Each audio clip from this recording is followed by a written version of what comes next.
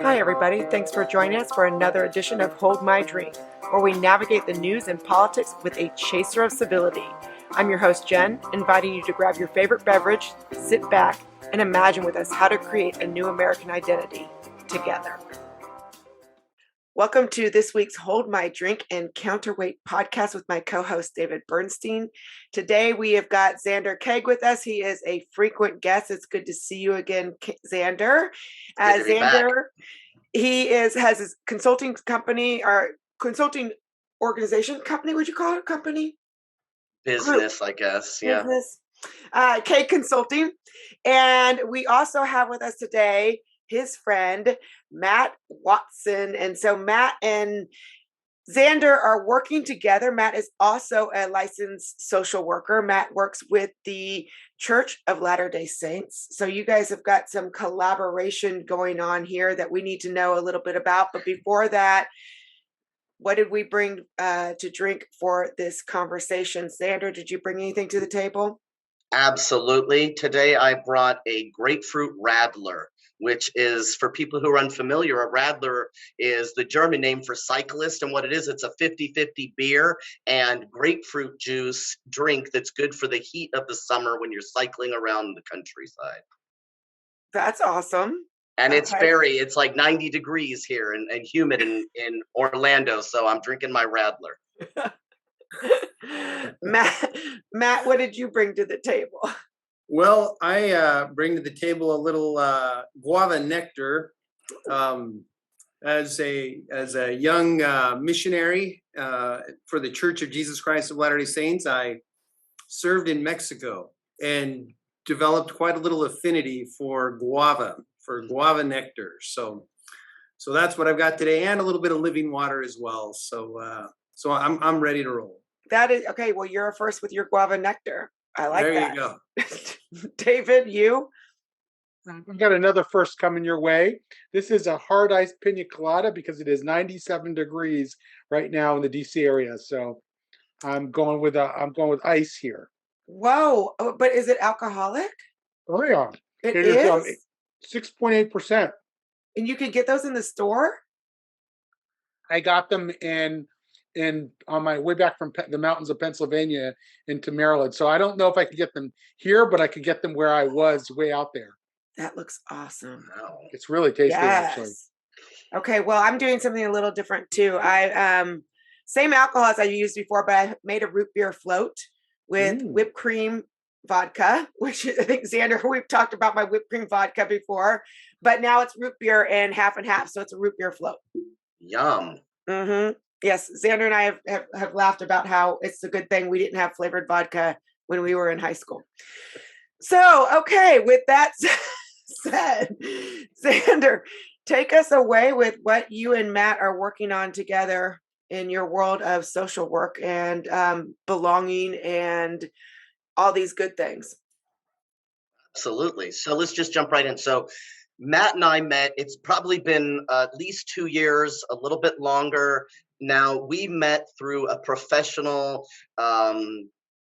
online community for social workers. So it's like a bulletin board or a listserv where people can go in and post questions and ask for advice, or maybe just start a discussion. And so there were a couple of postings that came up within this environment that we were both contributing to.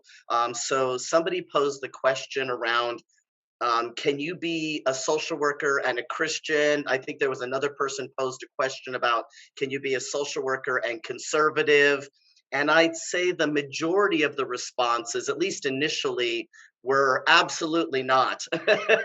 Right? There was a sense in which being a Christian and being a social worker, being a conservative, perhaps politically conservative and a social worker, was antithetical to the profession of social work. Was, I think in some cases, people even mentioned that it might be in violation of our code of ethics as social workers, which it's not. But those were the general sentiments. And so there was a lot of back and forth. And Matt and I were participating in that. And I would think that most people would assume that maybe Matt and I were arguing with each other or coming from very different points of view because, I'm a trans man, and I'm, I do that, work within the community.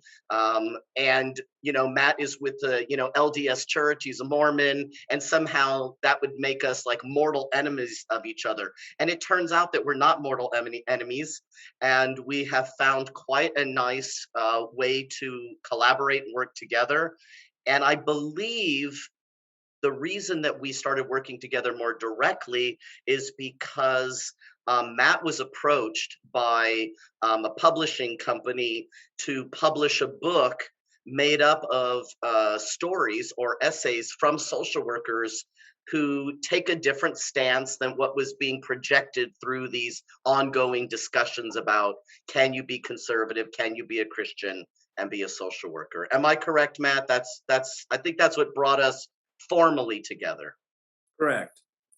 We come from different backgrounds. We're in many ways a little bit of an odd couple, but as we have just walked our paths together of seeking diversity and specifically viewpoint diversity and inviting different viewpoints and different perspectives, we've just kind of evolved and developed this great friendship, and certainly appreciate what Zander has shared.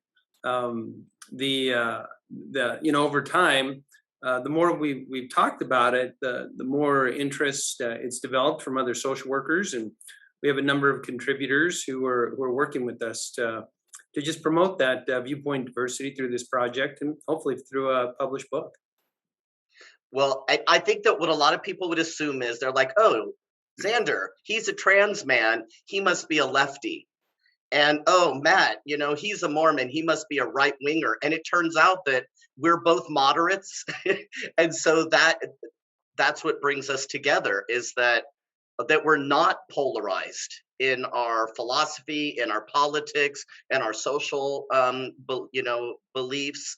And that's why, even though we share very different religious backgrounds and affiliations, we're able to work together in the true spirit of social work, I believe, because we're meeting each other where we are, and we're grounded in the principles of working toward making the world better for people, so that everybody, at least as many people as possible, have access to information and resources and whatever it is that they're seeking. And so I think if we are more inclusive of divergent views among social workers, then that makes most sense, because we're working with clients who have very differing views from us. Absolutely. And we would not work with them because they have divergent views. Although I think during the Trump administration, there might have been some social workers who felt compelled to maybe stop working with certain clients. I would imagine that came up for people. Yeah. Things have really obviously escalated over the last few years, and so there's certainly been a few hiccups along the way and a few challenges with regards to the project, but it's always continued. It's always continued, and I think one of the things that it's helped us to do is to become more fluent in a language that may not necessarily be our personal native language, if you will, ideological language, if you will. If somebody who leans conservative in some arenas can articulate and not develop a straw man argument, but develop a steel man argument and accurately articulate and appreciate the perspective of somebody who has a different view, it just naturally facilitates relationships and helps us build bridges with each other, and that ultimately is what Zander and I have personally experienced, of being able to just recognize and appreciate those differences. I think also through the book process, we've received multiple chapters already. And, it's amazing all the different topics that are going to be included in this book. I think people are I think they'll be surprised. I think they'll learn a lot about, the different ways in which social workers apply the principles of social work and the different populations we work with and the different settings in which we work. and that our lived experience coupled with our education really does determine a lot about the kind of social work we're going to do and from what perspective or what philosophical, field that we're going to be doing that from. First of all, it's wonderful that you two collaborate, and it's fascinating when people from different ideological perspectives come together and can find synergy and learn from each other and enhance an entire field. That's great. We're in a very interesting ideological moment. Healthcare and social work, by all accounts, have not been spared.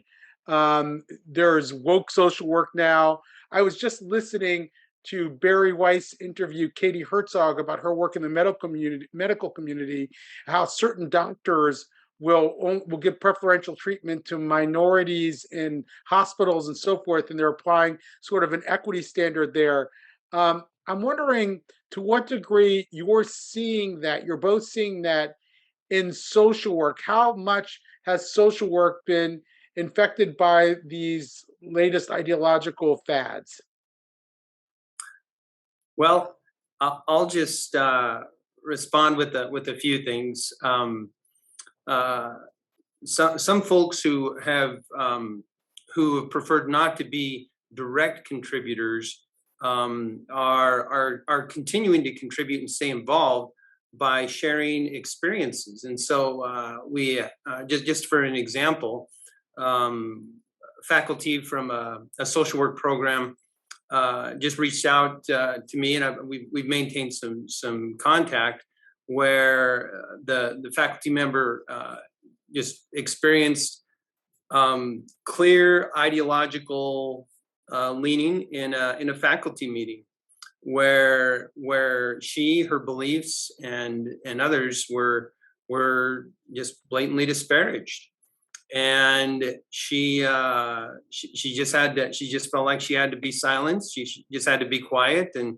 But to her credit, I mean, she's a social worker. She's a real social worker, and so she appropriately spoke to her faculty member, spoke with others, and has had a few reach out and asked to connect with her and expressed appreciation and some awareness and sensitivity to those to her perspectives and so forth. And so I think I think we do need to stand and be able to articulate clearly and respectfully different positions.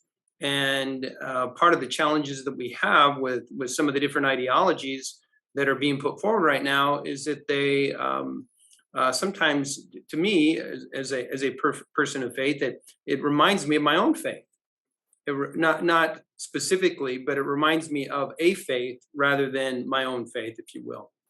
That there are things that wouldn't make sense to somebody else, and can oftentimes be challenged, and my faith, I hope that my faith gets challenged, and that people will ask me about it and challenge me on different things or show curiosity to it.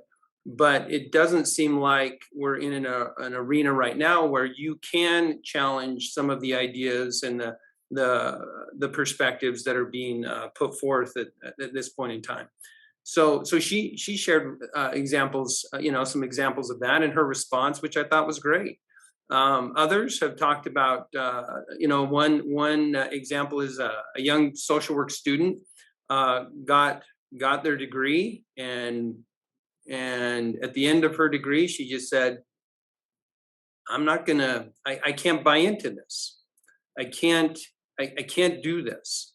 So I may practice for a few years, and then I'm going to go I'm going to go into education or do something different, because I can, in good faith, espouse some of these things that have been inculcated to me. Another contributor, his particular, fairly young social worker, he's going to talk. His article or his chapter is about differentiating indoctrination, social work education, and social work indoctrination, and that there is a difference, and that there's a difference between social work and ideological work. There's a difference between social work and political work. And so definitely you're seeing in a number of arenas that that specific ideologies are infiltrating and becoming mainstream. And what was previously considered mainstream is mainstream social work is certainly being challenged right now. So we just talked with Lyle Asher, who gave us a little bit of a preview or a background, if you will, sorry, of ed schools and how ed schools have really steeped with ideology and a particular ideology. And we've seen that then transfer into like the school system and then into higher ed. Do you think that there is a certain, because Zander, you started out by saying that there was even a question of whether or not being of a different viewpoint being conservative violated the code of ethics. Do you see, like, in the education of social work, has there become a new kind of ideology seep through that in some ways you might say indoctrinates the education or the education, yes, but the social work landscape? I think there's so much that goes into it. I can recall in my own MSW program or Master of Social Work program that students could take classroom discussions in a certain direction, and typically the professors would intermediate, right? And they would bring in real world experiences versus perhaps we were discussing, potential circumstances, right? They would bring in their experience of years and years and years in the field versus our brand new experience. And so we also had different ages of people in our classes, and there were several of us who were military veterans, and some were parents, and some were like first generation from like Ethiopia, right? So we had all this variety, all this diversity in our classes. And so that helped to lend itself to opening up the discussions more. But there are some people who are going to social work programs where there's a bit more homogeneity among the student group. And so there may be some diverse thoughts there, diverse experiences, but there may not be as much room or permission or allowances made for that. I feel like it was in my classes, I had allowance for that and people spoke up. I don't know if there were people who didn't also speak up. It's hard to know, but I never really got the impression in any of my classes that our professors were really pushing forward this indoctrination thing. However, I did graduate in 2012, and it could have been happening in other places, but I think I got out right before it really kind of proliferated around the country. I think what a lot of people don't know about social work is that it's very versatile.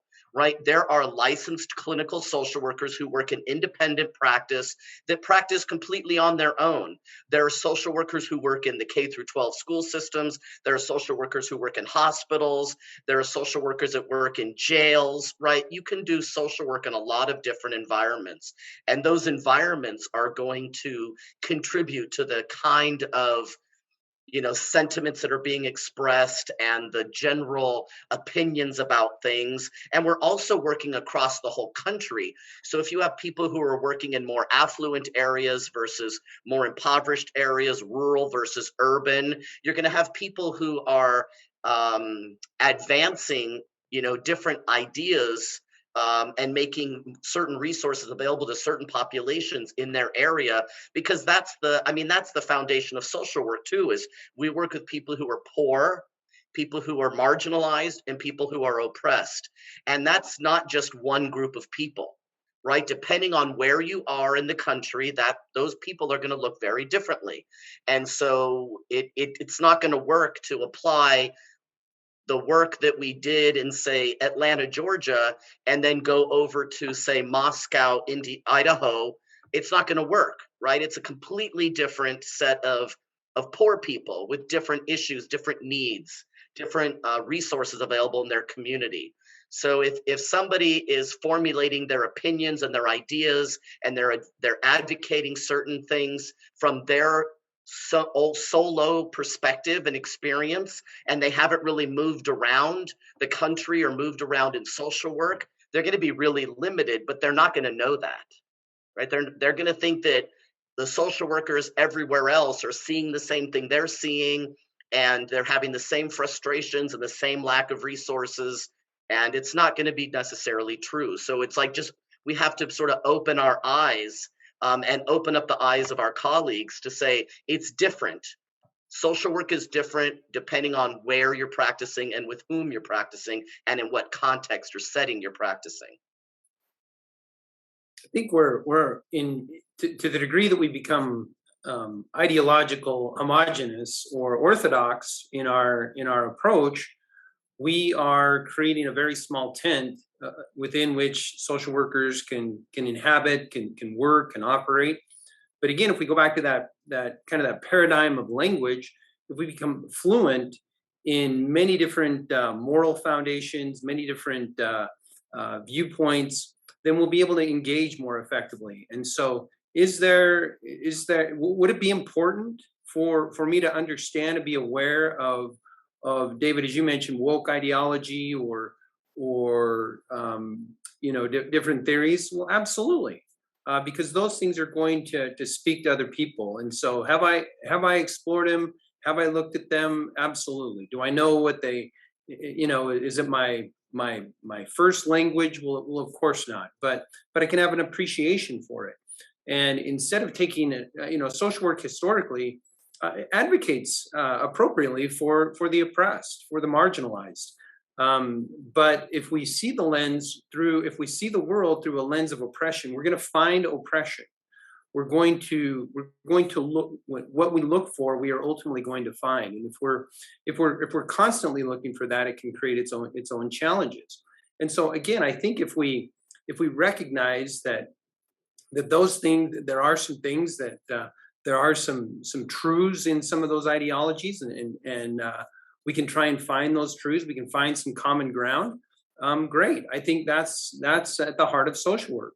Some of our contributors are quite good at building bridges with people who are a social work bridge to a conservative legislator. And they essentially have developed some credibility by building that bridge, so that when an issue comes up, the legislator knows who to turn to for perspective. Do we want to really just cut off and cancel different political ideologies because we disagree with them, or do we want to find ways to work together? And ultimately, I think if social work can cease to be primarily political work, that there is room for political work in social work, but it's much different. Social work is different than political work. It's not exclusively political. It does include political work, but it's much more broad than that. It's much more broad than ideological work. It's much more broad than a faith tradition or anything like that. So I think there's just, the important thing there is that we just recognize that there's room in the tent, and that's our hope, is that we can maintain some openness, some ideological openness, some differences of perspective, a viewpoint, promoting viewpoint and political diversity in our work together. There's this concept of having either a prescriptive or an elicitive approach to an issue, right? And so if we walk into the room with a client, or we go, if we're in the community and doing community organizing, and we walk into a room full of people that are disenfranchised, and we say to them, okay, I'm here, I'm the boss, I know everything, and here's what you need to do. We're being prescriptive. We're basically saying, we know what's wrong and we know how to fix it, and if you just do what we tell you, then everything's going to be okay. Well, that doesn't tend to work very well, and it's not going to be very successful for us if we're working with our clients that way. Well, it's not going to work either working with our colleagues that way. Right? The elicitive approach is walking into a room or entering into a dialogue and saying, what's going on here? What would you like to see happen differently? What are the different resources available to make these changes? Who's involved in making these changes? How are people impacted by it? What are your thoughts on it? What would you like to contribute? Right? You're asking from people, not just telling them. So I find that when I'm working with social workers who believe that social workers are social justice workers, right? They are more ideological and they're more prescriptive in that they think they have the right answer for every solution and they just need to apply it and everybody just needs to comply with that application. And it just doesn't work. It might work short term because people may feel like they're forced to comply or they're conflict avoidant. But in the long run, those things aren't going to work. That's more of a conflict based way of handling a situation versus a consensus-based way, right? So there's all these different models out there that we can learn. We learn about different models in our social work school training because one model doesn't work in every setting for every person for every situation, right? It's like So, medicine, right? Mhm. It's like there's different medicines for the same condition because they impact each person's body differently, and each body responds to certain medications differently, right? It's like we have a way that we treat people as well. We call it, we write treatment plans. We work with people in that medical context in a lot of ways, even if we're not in a medical setting. do you feel that people in the social work field in general have the ability to fight back against this ideology? I mean, I know you just gave an example where somebody did, but to what degree do you feel people have that ability to say, I'm sorry, social work starts with meeting people where they are, understanding where a community is and how they see the situation, not in prescribing an ideology. To what degree could you say that in most settings, and to what degree would you get immediately um, elicit immediate backlash if you did that? I'll just speak for myself. Um, Among social workers, my experience as, I mean, you're looking at me, you can certainly make some assumptions about, about me and privilege and all those kinds of things. When being white and cisgendered and straight and, Christian and all those kinds of things, you can make a lot of assumptions about me. But my experience has been that when I respectfully articulate my thoughts, my beliefs, and my position, it's generally gone quite well. Especially at the beginning of this process, of this journey together. Recently, when I spoke up in that same forum, I did get just somebody who's a student, and so I don't know to what degree what her life experience is. I would assume that she's fairly inexperienced. Just lambasted me with all of the labels of patriarchy and white and all the things that they came on and it was, and I just didn't say much more, but it was interesting to see how relatively compared to a few years ago when this project started, there were very few who said anything to her or said, hey, that's out of line. There's no room for that. There's no that's not social work. And so recently, I think, I'm just using one arena as an example. It hasn't been well received. Zander and I, when we presented in March, in that forum that we referenced, they're in Texas. We did a little survey about the ideological, the political leanings and so forth. Of course, the majority lean left, but the feedback was exclusively positive.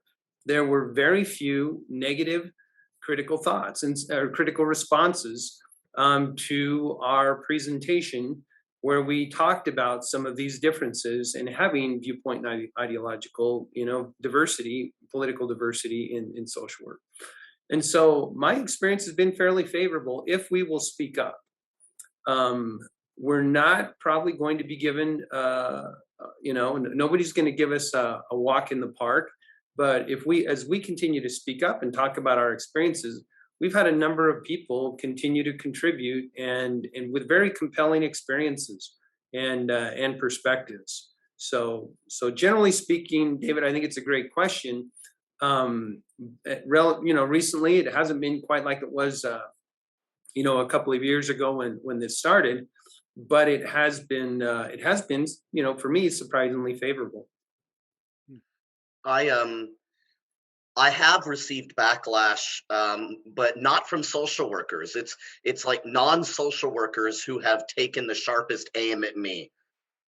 But then there's, on the other side of it, there's a time when I said something that I wouldn't have thought was at all controversial that raised a lot of red flags. And this was again on that same listserv where Matt and I first started interacting, which was, I was at the time working with almost exclusively men as my clients. And I know that, men in social work, it's a minority as far as social workers. We're like 15 to 20% of the occupation. And so I raised the issue. I started a thread on asking other men who work primarily or exclusively with male clients what that experience was like for them, and if they wanted to have this little community space where we could talk about being male social workers working with male clients. And I learned through the person who was like moderating the whole listserv that my question, my inquiry had been flagged as inappropriate, and they were requesting that it be removed. And when the moderator or the owner, I think, came back to them and said, no, there's nothing inappropriate about this, and we're not going to remove it, we're not going to censor this. Then the person went out on Twitter. She went out on Twitter and, called me names like I was sexist, a misogynist, only because I wanted to talk with other male social workers about working with male clients. And so, but we know that, one, there are fewer men in social work, and two, there's a lot of, you can go out and read research paper after article, popular articles about how men aren't engaging in therapy as much as women. Men aren't getting their needs met. There aren't enough services for men. So it's like, why wouldn't it be welcome to have men talking about this? It surprised me. I was not prepared for that kind of a reaction from within my own profession about that. I think as long as we don't get personal and engage in personal attacks, we take a principled approach, I think we're on pretty solid ground, and most people, I think, would agree. And I found that, most can talk, but, recently there was in that same forum, where people just came out and flat out came after me as a person of faith, as my own faith, and how, my faith is antithetical to social work. And again, I just kind of sat back and watched for a little bit, and I was just amazed that nobody would say, hey, this is a group of people, how does that align with the code of ethics? Which is really interesting, because when I have appealed to the code of ethics, the social work code of ethics is very balanced. It emphasizes it nowhere in that does it emphasize equality of outcome. It focuses on equality of opportunity, which is a little bit more in today's climate. Equal opportunity is typically the right-leaning principle. Equality of outcome is a little bit of a left-leaning principle. And in the code of ethics, there's a lot of things that really create a balancing, harmonizing tension. Social justice is in the social work code of ethics. It's instantiated in there, and so it's vital. But the code of ethics itself talks about how there's not one social work value or principle, that there's no hierarchy within it. There's not one that's considered above the other. And so there's times to take a social justice approach, but there are also other times to engage the other elements of the code of ethics, the dignity and worth of the individual, the importance of human relations, competence, integrity, service. Those other elements need to be emphasized, not at the expense of social justice, but we don't necessarily need to privilege social justice at all times. Well, the thing is, being a person of faith and a social worker doesn't violate the code of ethics at all. But calling out another social worker for their religion and saying that it's antithetical to being a social worker or code of ethics, that is a direct violation of the code of ethics. You're not allowed to attack a colleague or discharge a client or patient for any reason that has to do with sexual orientation or race or ethnicity or religious affiliation, political beliefs. Like that's in our code of ethics. So whomever was doing that in that setting, that's a clear violation of the code of ethics. You're not allowed to do that. I think the point that I might want to emphasize there is that social work has become more ideological. It's moved away from its its ethical moorings, and these social workers who take this orthodox approach without challenging it, without exploring it, with creating a space where it's a pseudo religion, if you will, where it can't be asked, it can't be challenged. It's just not created a real social work environment. It's creating a very small world in which social workers can operate. And I just think that, like you said, that when I've appealed to the code of ethics, it was amazing how many social workers turned around and said, "Hey, you're not practicing ethically." And my response is, "Okay, help me with that. Talk to me. Challenge me on that. Let me know how to cite the code. Help me see it." But we're not operating in a world right now where many social workers are rooted in those principles, in those six principles I just mentioned.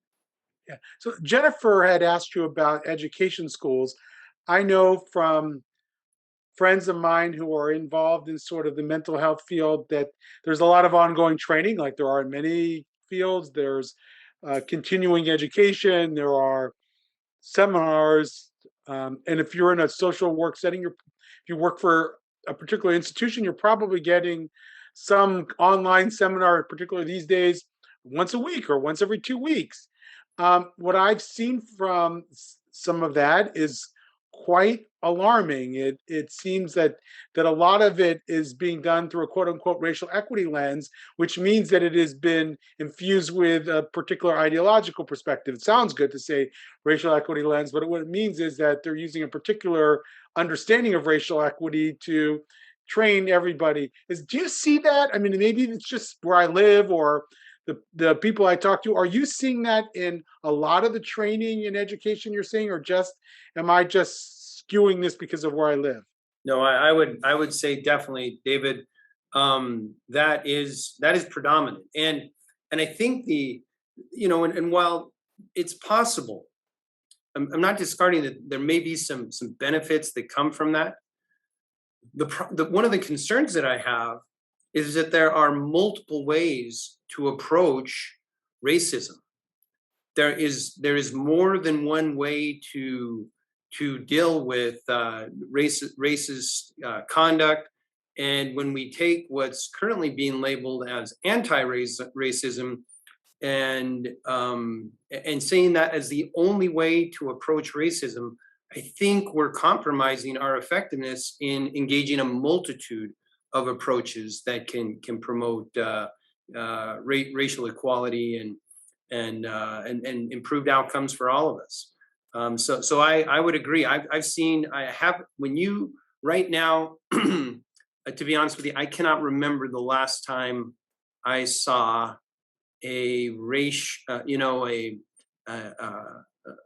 training to address racism that wasn't CRT or anti-racism, the brand anti-racism, if you will, not the, well, you know what's happened with the hijacking of the term anti-racism. So.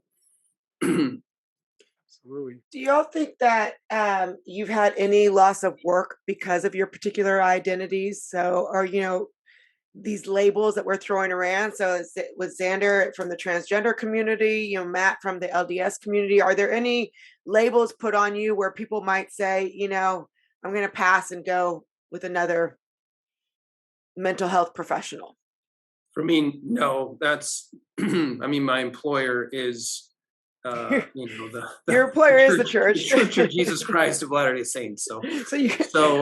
But I will say that there are a number of other people, and this is one of the reasons that I feel strongly that I can assume the degree of activity and involvement that I am, because I feel, and I've been told that I am on more solid ground.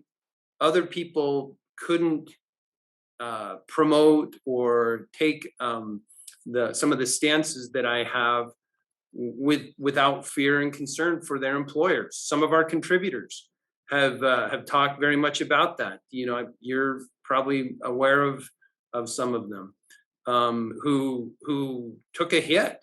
16 years in an organization as a stellar employee, and to be driven out just because you won't worship in the way that you were being asked to worship, and I mean that literally. I think I'm not using that term figuratively. I'm using that term deliberately, that when you're asked to kneel at a particular ideological altar in your employment, that's an interesting dilemma. And so other people have certainly talked about the challenge that it is to stand up and to speak, and I can see that in some of those interactions. But for me personally, I have not personally experienced it. Yeah, as a consultant, I'm not working for one employer. I work for myself, and so I have. It wasn't very recently. It was within the last maybe 6 months. There was one individual who wrote a very disparaging comment about me on Facebook, and two of the groups that I was working for contacted me privately to question me about the sentiments that were expressed. And they weren't like, oh my gosh, Zander, did you see this? What a terrible thing somebody's saying about you. No, what they did is they asked me if it was true, right? Because I think that's what people are asked to do, right? You're supposed to believe the person who says, oh, Zander's transphobic, racist, and commits violence against the trans community. That's what a person said about me. And it's like, what? Like, that's the most ridiculous thing. But because terms have been hijacked, violence doesn't mean violence, and racist doesn't mean racist, right? In the way that we have come to understand them up until today. So committing violence means that I said something maybe that somebody didn't like. That's what committing violence is. I caused harm to them personally because they didn't like what I said. I think that's probably what happened. It's been a number of years now. But there are three individuals in particular who have, over the course of about 3 or 4 years, made it part of their job to say disparaging things about me on social media. So what that means is that I stopped all my social media accounts, which limits my ability to reach out to new clients. And I do have a sense in the back of my mind every single day. Is today the day I get canceled? Is today the day I get canceled? It's like a constant. It's a constant. And people said to me, why don't you just go back? And I was working for the federal government where I was basically protected or safe there. Why don't you go back and do that? And it's like, I really love what I'm doing. And I don't want to not be able to do it, but I do think about the cost. But that doesn't stop me, clearly, because I'm doing this podcast and speaking about this topic now. But I know that there could be consequences as a result. Yeah, it seems to me that certain personalities have a much harder time accepting these orthodoxies than others. I heard Brett Weinstein interviewed at one point about what had happened at Evergreen College. And he was asked, well, why did you do what you do? And he said, I thought about this for months and I realized I really had no choice. I am made up. That's who I am. I have no choice but to be authentic to my own perspectives. And it's interesting. My wife is very into the Myers-Briggs, and she's on these Facebook groups. And she's an INTJ, which is a very rare type for women in particular, and found that almost everyone on the INTJ Facebook group is anti-woke.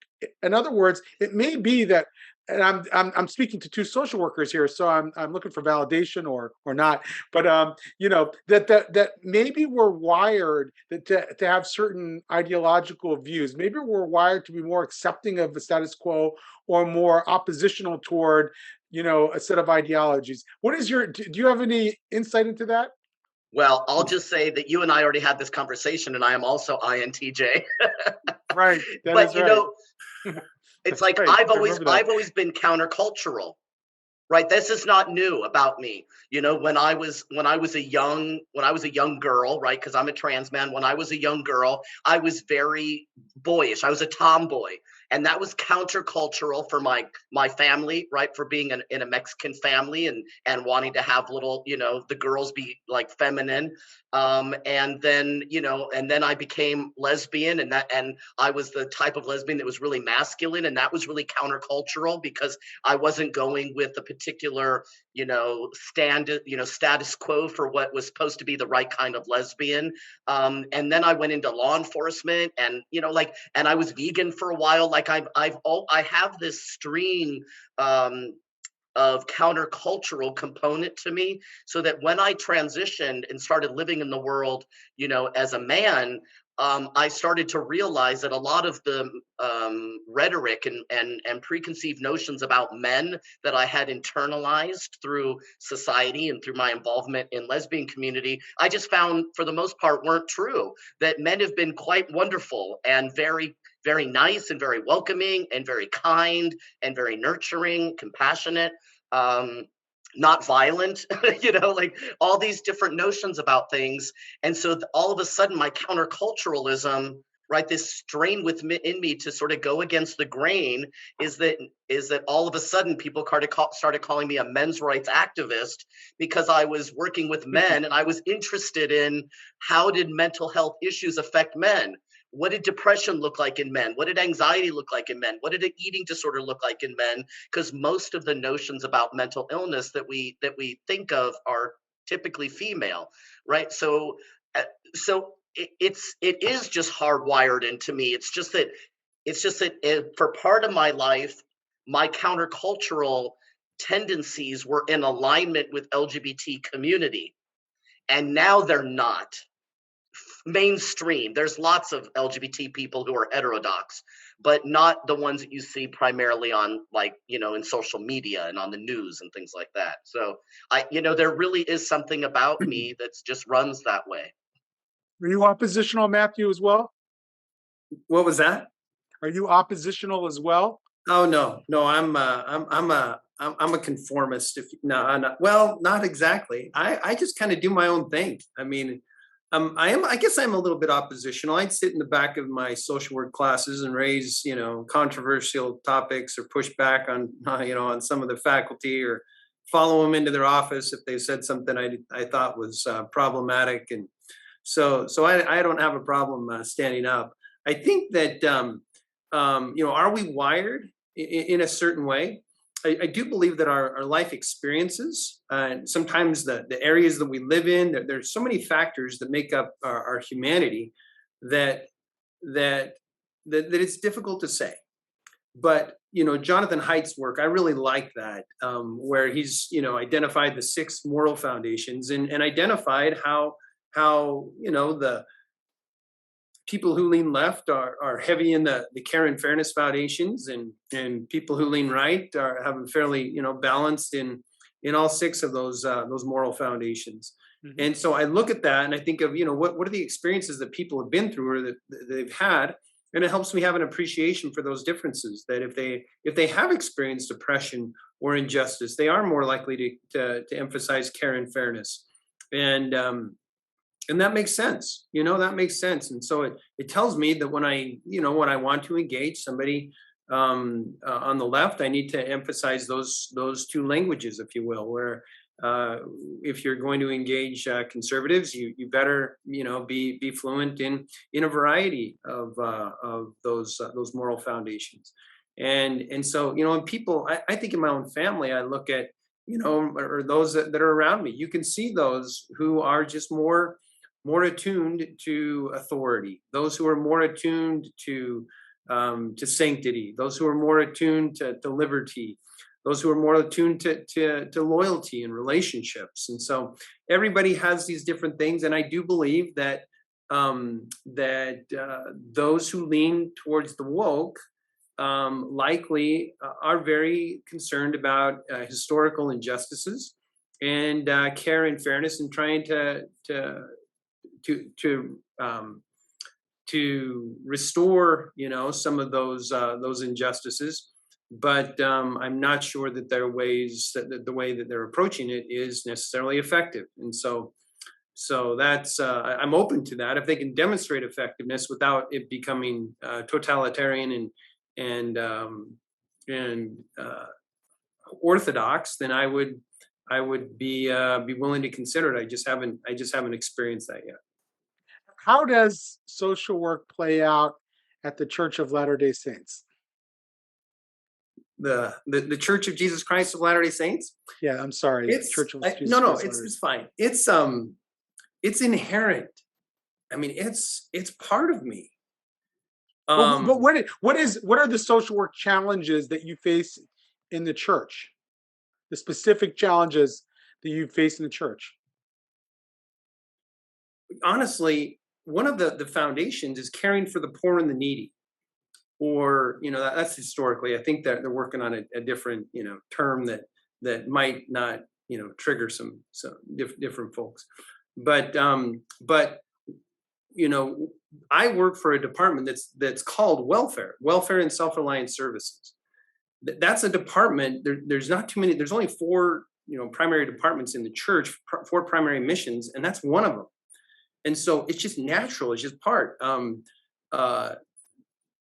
Mormons were, if you don't mind me using that, well, members of the Church of Jesus Christ of Latter-day Saints have been driven from New York to Ohio to Missouri, finally to Salt Lake. I mean, so we've experienced oppression. It's in, to some degree, it's in my DNA, in my genes. But ultimately, we had to come together. We had to figure out what works. We had to recognize that this is a fallen nation, but compared to what? Can you find a nation where there was more religious freedom, more liberty, more pluralism anywhere else? No. Right. So so essentially, social work is just part of our DNA. It's part of figuring out how to work together. If you don't know any folks of my faith, just go talk to them. If you see the guys wearing the black name tag or the women wearing that, just go talk to them. They'd love to talk to you. They might try proselyte a little bit or that kind of a thing, but it just kind of gives them an opportunity. I mean, it just gives you an opportunity to see that we are not necessarily what would you call it, isolationist? To the contrary. We had to isolate to survive, but now now we do humanitarian things throughout the world. When hurricanes come to the southeast, you've got we just have natural ways of activating hundreds of people to go clean up neighborhoods and those kinds of things. And it's just part of our DNA to serve and to want to be to make a difference in the lives of our fellow men. Now social issues, historically, the LGBTQ questions have been, because you look at those kinds of conflicts and those kinds of controversies. Well, what's that about? Well, that's about kind of this focus on family and the sanctification, or not sanctification, it's the sanctity of the family. And so when you're introducing ways of redefining family and redefining gender and those kinds of things that influence procreation in family, and conservative sexual mores, those kinds of things, it's very traditional, because the family is sacred. And it's not that they're being bigoted, that we're being bigoted. It's just that's one of the areas that we've that is part of our doctrine or dogma, if you will, is that the family is sacred, that the family is central to the Creator's plan for us. And so when things start poking around with family and those kinds of things, then the church has taken some stances. But if you look now, what's the stance they're taking now? The stance they're taking now is, I won't speak for my church. I'll speak for myself. What I'm seeing happen is the Civil War is over. All right. Marriage is the law of the land. If you want to be pro-family, then let's be pro-family. Let's create families that are stable and helpful. And so there was a time when the church made a decision that didn't want to mess with the family, but it was interpreted through the lens of, you're just a bunch of bigots.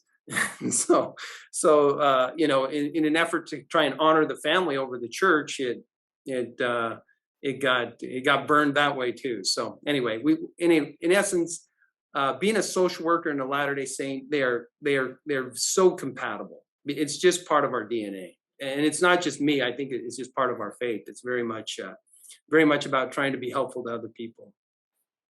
Well, and there's at Brigham Young University, there's a school of social work. There's a school of social work, Baptist schools, Catholic schools. I think a lot of people don't realize that there are people of faith who go to schools, to universities that are built on or supported or foundational to their faith, and then they go out into the world and they work with people of their faith primarily. And so that happens in all different faiths. It's like nobody's questioning if you can be Jewish and a social worker. Right? Why should they be questioning that? The other thing is, I lived in Salt Lake City. Can you be a social worker and not be Jewish? That's the true. question. When I lived at least in my area, by the way, at least where I live. I know, in New York. When I lived in Salt Lake City, I was introduced to Deseret Industries, and I was blown away by, talk about welfare and the means of people having access to, grocery stores and clothing and jobs and assistance with, rent and utilities. I've never seen an organization do more for its people. And I remember when I was there, President Reagan was in office, and he came to Salt Lake City and he did a tour of Deseret Industries. And he said, this is how we should do our welfare system as a nation. Right? Because in Deseret, a lot of times what you do is you have to do some work, and then they give you a little chit that you take to the grocery store and stock up on the food and take it home, with no money being exchanged, but you were giving some work. Maybe you were, mowing the lawn at the local ward or something. So I just thought it was really beautiful. And I was living there at the time when I was lesbian, and I was in relationship with a woman whose brother was a bishop in the LDS church. And so I was very closely, I was like 1 degree of separation from that. But it doesn't really make sense to me that people would think that you can't be of a particular faith and be a social worker, because they're not thinking about there's going to be social workers working in, at Catholic universities, at Catholic schools, Catholic parishes, Catholic family services. There's going to be, these things, these types of services exist. And so they're going to be in if they those try and settings. shut down social workers who are people of faith, that they're just going to shoot themselves in the foot. And unfortunately, that just happened at Karen College or Karen University or something. It's right outside of Philadelphia, where they just closed down their social work program. And it was interesting. On that same forum, we had some social workers who were saying, "Oh, let's write letters and tell them to keep it open." And then a few weeks later, it was like, get rid of them. If they're Christians, then get rid of them. So there's just kind of different perspectives that different people have about faith traditions, and I think if you want social work to be one conglomerate and kind of for it to be federalized, then you're going to, those who kind of lean left, that kind of see it from a large a communal kind of a perspective. That's much different. Where if you see that, social work, a lot of it happens within a family. Social work happens within a family. Social work happens within a neighborhood. Social work happens within a faith community. So if we can learn how to read not just left to right, but right to left. Left being kind of more federalist and large, big government. And right being more of an individual rights perspective. There's multiple ways that you can do social work. There's just not one brand, and that applies to faith traditions as well. All faith traditions need social work because there are different things that happen to help us work well together. So before I let you guys go, because I'm almost done with my drink, tell me a little bit more about this book. Viewpoint. I mean, this is something novel, right? I mean, has there ever been a book like this before where you're taking a collection of social workers and telling the stories from a viewpoint diverse perspective? There isn't. There are other elements of diversity, but political diversity is late to the game in social work. It wasn't. It really wasn't instantiated into the code of ethics until this century. And so ethnic diversity, racial diversity, sexual diversity, there's all kinds of elements of diversity, but it seems to me that the viewpoint diversity is one of those that is probably the most critical. Maybe I'm biased, but there aren't any other books like it. We've looked, we've tried to find some, but and that's why we're gathering these authors, and we'll probably take an approach where we're going to have to do quite a bit of editing so that a publisher can kind of see what it is that we're trying to do. Our initial attempt, they couldn't quite see, they didn't have our lens to see the coherence of what it is that we were trying to say. And but we have just a number of great people who not only have the philosophy and the first principles, but are out doing the work. They're out doing the work of helping people dialogue across differences and figure things out and engage in civility and civil discussions and challenge one another, but learn from each other as well. And I think I think the world will get better once we start to emphasize some of those skills. And the book has been kind of a magnet for that, and we're looking forward to making it go forward. That's great. Thank you both. Thank you for listening to this episode of Hold My Drink. Like or subscribe to the show and check out the show notes for links to source material and to our website, where you can find what each of us is reading every week, different news with different views. If you have a topic that you would like us to explore, drop us a line. And join us next week as we say, hold my drink, and the conversation gets real.